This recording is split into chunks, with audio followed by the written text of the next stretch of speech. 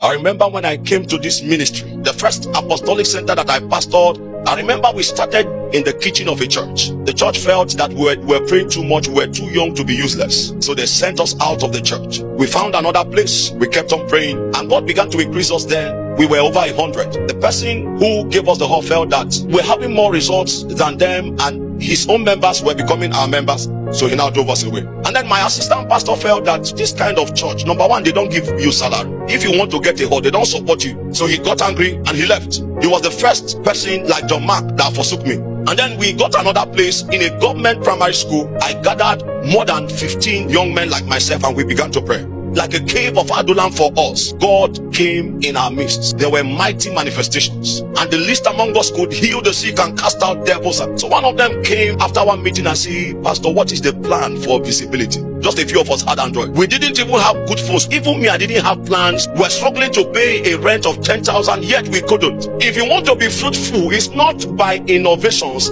it's by the spoken words of God. Unless God has not spoken. The Lord told me to come to the city of Aba and do ministry, and that was all I heard. One of the ways to abide in Him is to stay with the last word He spoke until He speaks again. The only reason why we are here is because God helped us. We didn't make plans to be here. And if this is the best that God can do for us, He has done more than enough. And what happened was 98 of them, after 2 months of asking that question, disappeared. One of the ways to abide in Him is to stay with the things He has said, even when it doesn't make sense. And after a season, God began to multiply us. All of them that disappeared, they came back again. And they still saw that we still maintained the concept of mediocrity. That's what they called it. One of them called me after leaving me. He said God called him to go to either Lagos or Abuja.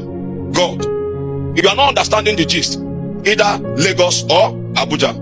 After 3 weeks he called, he said, "Kai, Pastor, Lagos is hard, my soul is dying. You went without the spoken words of God." He says, "You are clean by the words that I have spoken to you." He came back, and after 1 year, he said, "Kai, I've gotten the thing I'm looking for now." He now brought the name of his ministry. I saw his message after 2 years, 3 days ago. That's why I brought this story. He said, "Pastor, I'm still dying." He's a Jew. He's still dying. Jesus said, "Ye are clean through the words which I have spoken to you." It's been over 8 years. It's obvious the people that waited for Jesus and the people that did not. It's been over 8 years. Many of them are still in the wilderness looking for help somewhere. They felt we were foolish. All we knew how to do was to pray and to study. They said we were bending like crayfish. Young people who finish school with good grades, and yet they don't want to do anything with their lives.